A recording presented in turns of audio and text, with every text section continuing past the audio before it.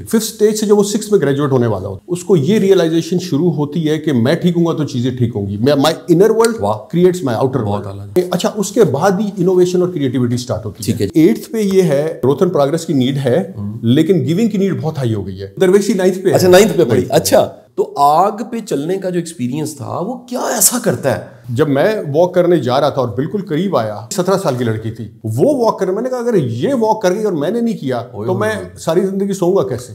अस्सलाम वालेकुम रहमतुल्लाहि व बरकातहू। उम्मीद करता हूँ कि आप खैर-ओ-आफियत से होंगे। और मेरे साथ एक बड़े कमाल के गेस्ट, मेरे बड़े भाई, मेरे बहुत अच्छे दोस्त रिजवान शुजा साहब मौजूद हैं। रिजवान शुजा साहब की 2 किताबें अमेरिका से प्रिंट हुई हैं, कमाल के बिजनेसमैन हैं। ये 2 किताबें कासिम अली शाह फाउंडेशन को ट्रांसलेट करने का मौका भी मिला और इन 2 किताबों की तकरीब रुनुमाई इस फाउंडेशन में अरेंज की गई और लोगों ने इनकी किताबों को बहुत सराहा।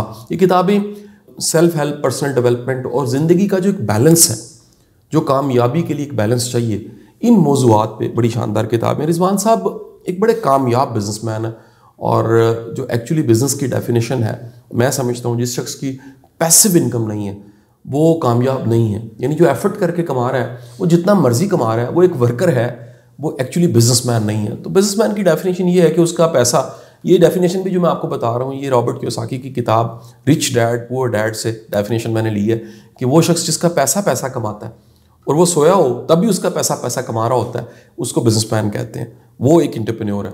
तो रिजवान साहब एक बड़े कामयाब एंटरप्रेन्योर हैं। पाकिस्तान आते हैं, अब इन्होंने हमसे वादा किया है गाहे बगाहे आएंगे और इनका जो विजडम है, इनका जो एक्सपोजर है, वो हमसे शेयर करेंगे। रिजवान साहब क्योंकि जो अमेरिका के और दुनिया के टॉप ट्रेनर्स हैं, बड़े बड़े स्पीकर्स हैं, उनको सुनने का, उनसे सीखने का, उनके साथ बैठने का इनको मौका मिला। और बुनियादी तौर पे ये इलेक्ट्रिकल इंजीनियर हैं। 90 इलेक्ट्रिकल इनका बैच था यूईटी का। लेकिन एक स्टोरी इनकी मौजूद है पहले से वीडियोस की शक्ल में, जिसके लिंक्स हम डिस्क्रिप्शन में दे देंगे, कि किस तरह ये अमेरिका पहुंचे और उसके बाद किस तरह इन्होंने बिजनेस स्टैब्लिश की और किस तरह अपने शौक़ और मोहब्बत की वजह से ये कोचिंग, ट्रेनिंग और सेल्फ हेल्प की तरफ आए।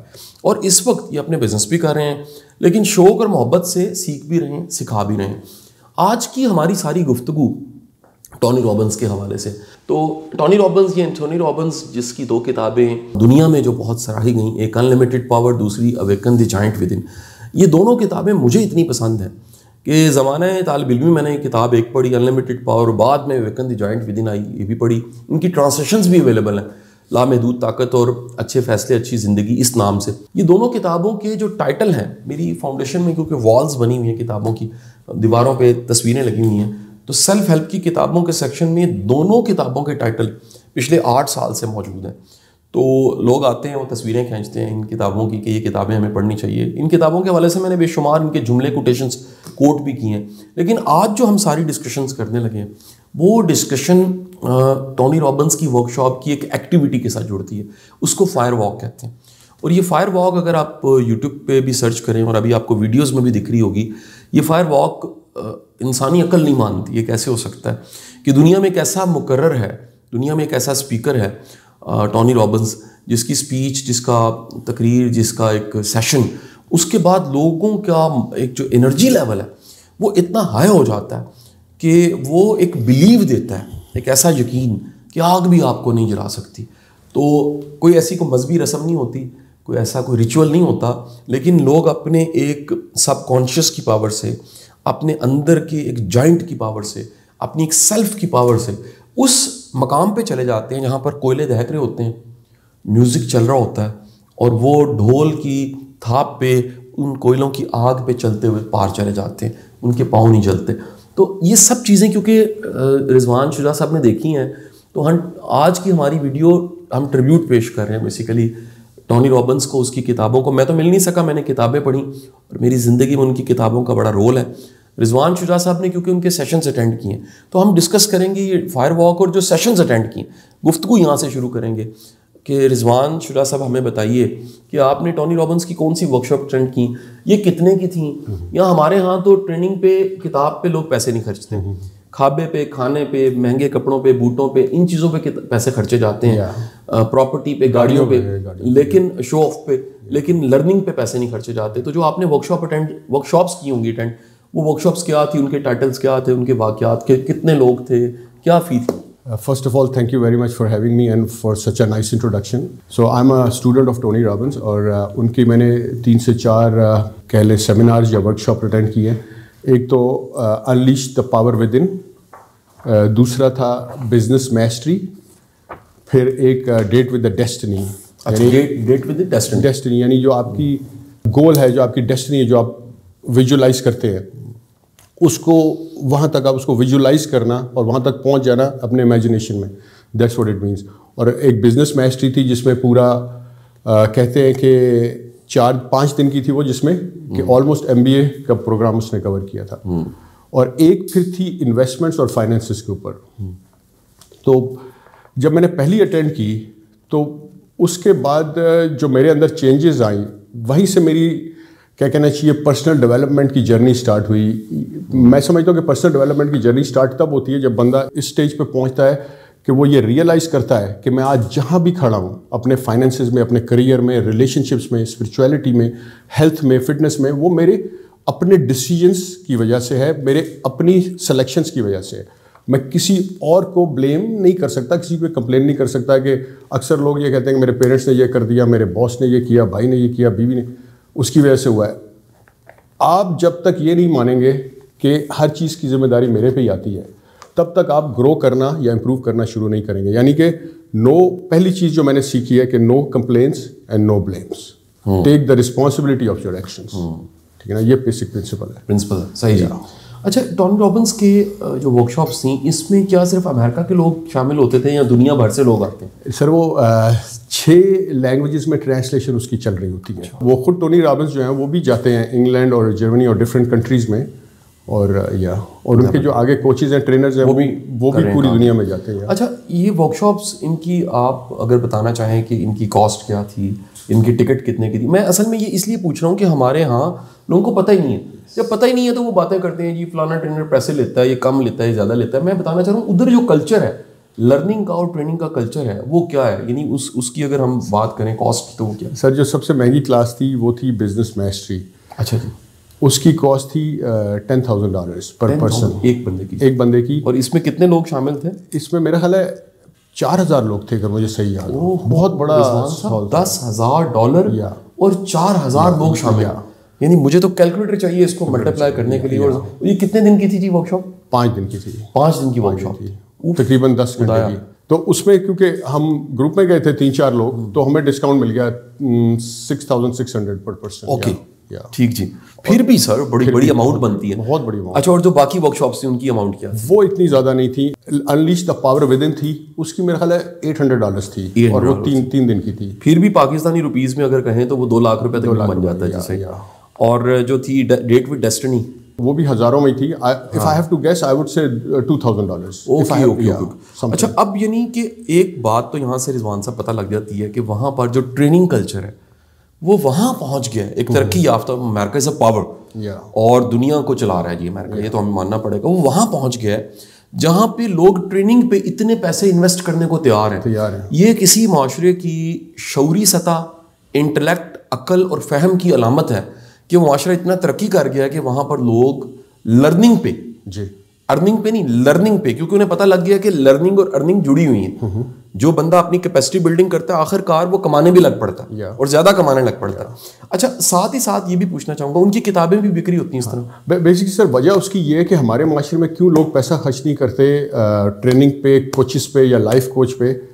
वजह उसकी ये है कि कोई भी इंसान जब वो इवॉल्व होता है 9 स्टेजेस ऑफ ईगो डेवलपमेंट है. जब वो उसकी 5th स्टेज पे आता है इवॉल्व होके, मतलब सबसे नीचे वाली लेवल पे होते हैं क्रिमिनल्स वगैरह, फिर आहिस्ता आहिस्ता ग्रो होते. 5th स्टेज से जब वो 6th में ग्रेजुएट होना शुरू होता है ना, तो वो ये कहते हैं कि उस वक्त उसके अंदर सेल्फ अवेयरनेस की जर्नी उसकी स्टार्ट होती है. 5th स्टेज पे, 5th स्टेज से जब वो 6th में ग्रेजुएट होने वाला होता है, तो उस वक्त उसकी सेल्फ अवेयरनेस की जर्नी स्टार्ट होती है. यानी उसको ये रियलाइजेशन शुरू होती है कि मैं ठीक हूँगा तो चीज़ें ठीक होंगी. My inner world creates my outer world. ठीक है ना, जो बाहर चीज़ें जो खराब है वो इसलिए खराब है कि मैं अंदर से खराब हूँ. बिल्कुल ठीक. अंदर से ठीक हूँगा तो बाहर चीज़ें ठीक होंगी. हमारे माशरे में, अच्छा, उसके बाद ही इनोवेशन और क्रिएटिविटी स्टार्ट होती है. ठीक है जी. हमारे माशरे में अक्सर लोग उस लेवल तक पहुँच ही नहीं पाते. تو اگر آپ ذرا کولیکٹیو، میں اس کو ویسے تو ہم جج کرنے لگے ہیں معافی کے ساتھ، اگر ہم اس معاشرے کو 22-24 کروڑ کا یہ معاشرہ اور ملک ہے، ہمارا اپنا ملک ہے، ہمیں بڑی محبت ہے اس سے، یہ انٹلیکچولی کہہ لیں یا یہ ایگو کے اگر ہم کہہ لیں اسٹیجز میں، یہ کس اسٹیج پہ اسٹک ہیں زیادہ تر لوگ؟ سر میرا خیال ہے کہ 4th پہ ہوں گے، یا کچھ لوگ جو بہت زیادہ پروگریسو ہیں وہ 6th پہ بھی آ جاتے ہوں گے میکسیمم. لیکن اگر ہم 4 کو ایوریج کہہ لیں، 4 اسٹیج کیا ہوتی ہے؟ سر 4 اسٹیج پہ تو بندہ ابھی بھی اس لیول پہ ہوتا ہے کہ وہ اپنی کوئی غلطی نہیں مانتا، اس میں کمپلین بہت ہائی ہوتی ہے، بلیم بہت ہائی ہوتی ہے، ایک دم کسی بھی فیلئر کا ریزن دوسرے پہ ڈال دیتا ہے یا انوائرمنٹ پہ ڈال دیتا ہے، ایکسیپٹ نہیں کرتا، اس میں ریئیکشن ہوتا ہے، لڑائی فوراً کرتا ہے، اور اس میں زور زور سے باتیں کر دینا یا کیا کہنا چاہیے مینیپولیٹ کرنا چیزوں کو، وائلنس اور اس طرح کی چیزیں، کمپلین بلیم، یہ کافی بھاری ہوتی ہے. اور وہ کبھی بھی کسی لا کو یا مورل کوڈ کو اگر فالو کر بھی رہا ہے نا، it is from the fear of getting caught اور پنشمنٹ. یہ دکھاوا ہے اس کا، دکھاوا نہیں کہ پولیس پکڑ لے گی اس لیے میں چوری نہیں کر رہا. آپ سمجھ رہے ہیں نا، اس ڈر سے اگر اس کو کوئی یہ فیئر نہ ہو پھر وہ کر لے گا. اوکے آپ سمجھ رہے ہیں نا، میں سمجھ گیا ہوں. جب آپ 6 اسٹیج پہ پہنچ جاتے ہیں تو پھر اس کی ویلیوز اتنی ہائی ہوتی ہیں، پھر تو وہ گیونگ کی اسٹیج پہ ہوتا ہے. ہیلپ 6 اسٹیج کیا ہے جی بیسیکلی؟ میں جاننا چاہوں گا 6ٹھی اسٹیج کیا ہے جی؟ 6ٹھی اسٹیج میں یہ ہوتا ہے کہ آپ یہ ریئلائز کر لیتے ہیں کہ میں ٹھیک ہوں گا تو چیزیں ٹھیک ہوں گی. پھر آپ یہ ٹونی رابنس کی کلاسز، کورسز اور یہ چیزیں اٹینڈ کرتے ہیں، پھر آپ کی جو جرنی ہے اور گرو ہونا شروع ہو جاتی ہے. اور جو ٹاپ ہے وہ 9 اسٹیج ہے. وہ 9 تھوڑا سا بتائیے 9 اسٹیج کیا ہے سر؟ 9 اسٹیج تو پھر بہت ہی زیادہ، اگر میں 6 سے تھوڑا سا بتاؤں تو پھر وہ آئے گا. 6 میں یہ ہوتا ہے کہ آپ کے اندر نا گروتھ اور پروگرس کی نیڈ سٹارٹ ہو جاتی ہے، یعنی لرن کرنا ہے، سیکھنا ہے، فائنینسز میں، کریئر میں، ایجوکیشن میں، فٹنس میں، کسی بھی ریلیشن شپس میں، اسپرچویلٹی میں. گروتھ اینڈ بظاہر تو ایسا لگتا ہے کہ ہر بندے کو گروتھ اینڈ پروگرس چاہیے، لیکن اصل میں گروتھ اینڈ پروگرس یہ ہے کہ جیسے ہمیں کہا گیا کہ تمہارے میٹرک میں نمبر نہیں آئے تو بہت برا ہوگا، ایف ایس سی میں نہیں آئے، انجینئر نہیں بنے تو جاب نہیں ملے گی، گھر نہیں ہوگا، گاڑی نہیں ہوگی، شادی نہیں ہوگی، لوگ کیا کہیں گے. تو ہم فیئر آف فیلئر سے ڈریون تھے، fear of rejection, fear of, ہمارے اندر انسٹل نہیں کی گئی تھی desire of knowledge and learning, right, اور to convert ideas into reality.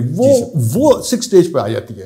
ابھی وہ پیسوں کے لیے یا ان کے ساتھ کیا چیزیں آئیں گی اس کے لیے نہیں کرا، to convert ideas into reality. واہ، یو نو. اس سے نیکسٹ اسٹیج کیا ہے؟ میرا تو ایک کیوریوسٹی اور تجسس اتنا بڑا ہے، میرا دل کر رہا ہے میں یہ پوچھوں. جب وہ 7 اسٹیج پہ آتا ہے تو اس کے اندر گروتھ اینڈ پروگرس تو ہے ہی، لیکن گیونگ کی نیڈ بھی آ جاتی ہے. Giving back to its people, to country, to its company. اس کی لائلٹی جو ہے نا اپنے ملک کے ساتھ، لوگوں کے ساتھ، اپنی کمپنی کے ساتھ، اپنے کسٹمر کے ساتھ، وہ ایک نیکسٹ لیول پہ چلی جاتی ہے. پھر وہ جو ہے نا اس پہ کہتے ہیں کہ وہ اللہ تعالیٰ کی مدد اور رحمت اور برکت آنی شروع ہو جاتی ہے. کیا بات ہے. جب آپ نیگیٹو یعنی اس وقت آپ نے 7th میں اپنے جو نیگیٹو ایموشنز ہیں، ایگو ہے جیسے ہیٹ ہے، جیلسی ہے، اینگر، اس کو ٹیم کر لیا ہے.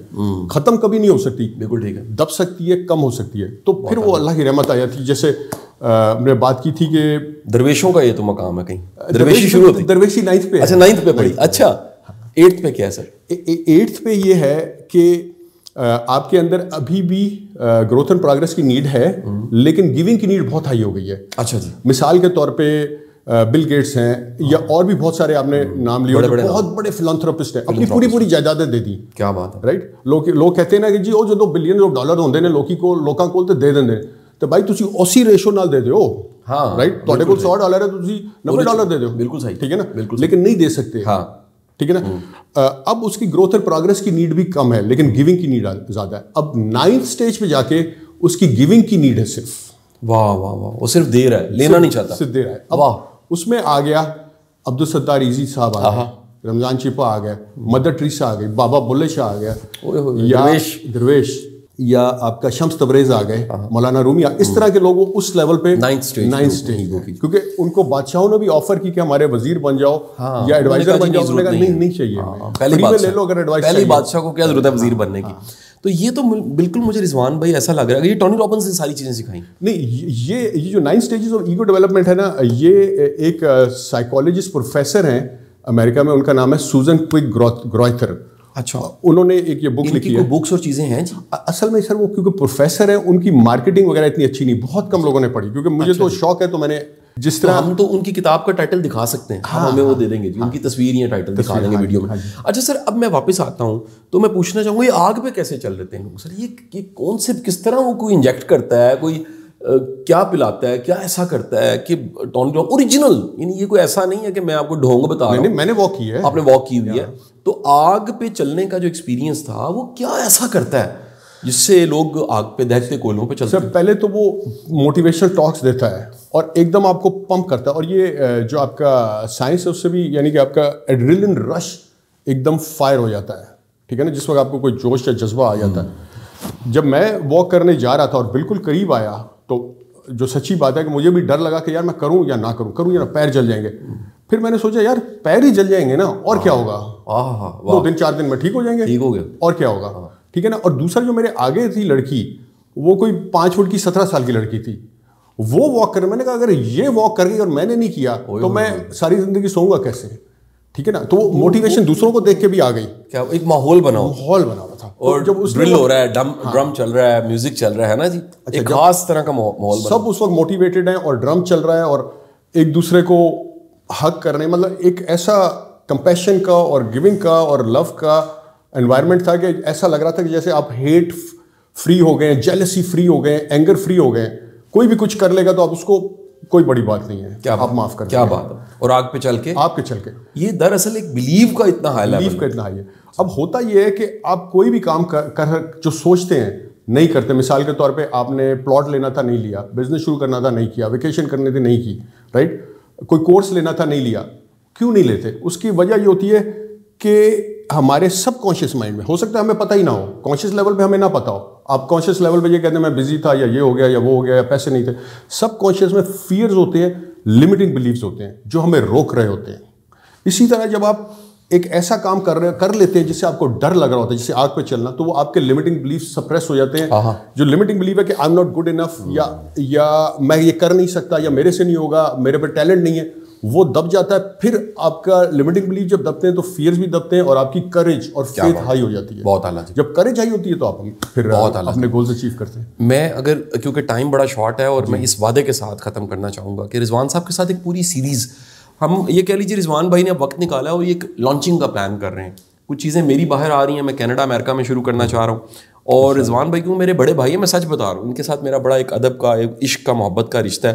اور ان کے فادر نے بڑا سرو کیا, سائیکالوجی کے پروفیسر, اللہ تعالیٰ نے لمبی زندگی دے, اسلامک کالج سول لائنس میں. تو ان کو تو ہم مرشد مانتے ہیں, وہ ہمارے گروز کے بھی گرو ہیں. تو آج کی نشست میں یہ آخری میں آپ سے انڈورس کرواؤں گا بات, کہ جب آپ اتنا بڑا کام کر لیتے ہیں نا, تو پھر بڑے کام چھوٹے چھوٹے لگتے ہیں.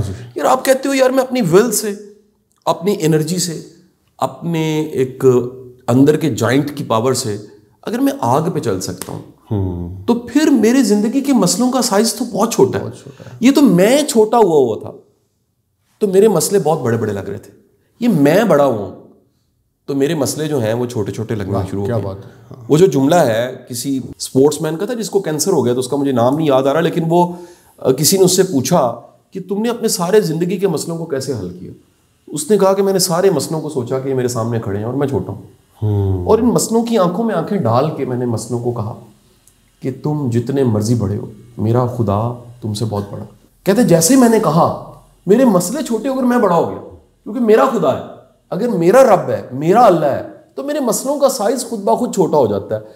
کیا کہیں گے, یہ خود کو اتنا بڑا کرنا اس یقین کے ساتھ کہ اللہ نے ایسے ہی پیدا نہیں کیا, تو مسئلوں کا سائز چھوٹا ہو جاتا ہے. کیا کہیں گے آپ؟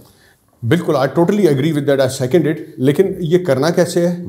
اگر ہم اپنے نیگیٹو ایموشنس کو ٹیم کرتے ہیں, اپنی انا کو ٹیم کرتے ہیں, تو ہی آپ کے پازیٹیو, جب بھی کوئی نیگیٹو ایموشن ہوگا آپ کے اندر, ہیٹ ہوگی, جیلسی ہوگی, تو سارے نیگیٹو ایموشن ہائی ہوں گے. بالکل ٹھیک ہے. فیئر بھی ہائی ہوگا, وری بھی ہائی ہوگا, تو کریج دب جائے گی. اگر آپ اس کو ٹیم کر سکتے ہیں, جو کہ میری بکس میں اس کے ٹیکنیکس ہیں, ٹولس ہیں, جب آپ وہ کرتے ہیں تو آپ کا, جیسے ہم نے کہا کہ اللہ کے ساتھ کنیکشن سٹارٹ ہوتا ہے. پھر آپ کے اندر وہ فیتھ آتا ہے. اللہ کی ذات میں تو آتا ہی ہے, لیکن فیتھ کہ میں بھی کر لوں گا, میں یہ کر سکتا ہوں, یہ مسئلہ میرے سے بڑا نہیں, میں ٹیکل کر لوں گا, کرے جاتی ہے, پھر چیزیں ایزی ہونا شروع ہو جاتی ہے.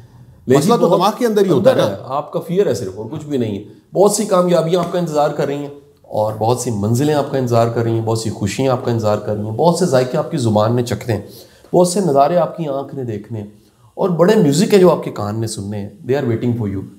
پازیٹیو ہوپ کے ساتھ, امید کے ساتھ آگے بڑھیے. کمنگ ڈیز میں رضوان بھائی کی میری کچھ ورک شاپس بھی آ رہی ہیں, وہ بھی آپ نے اٹینڈ کرنی ہے. اپنا خیال رکھیے گا. اللہ حافظ.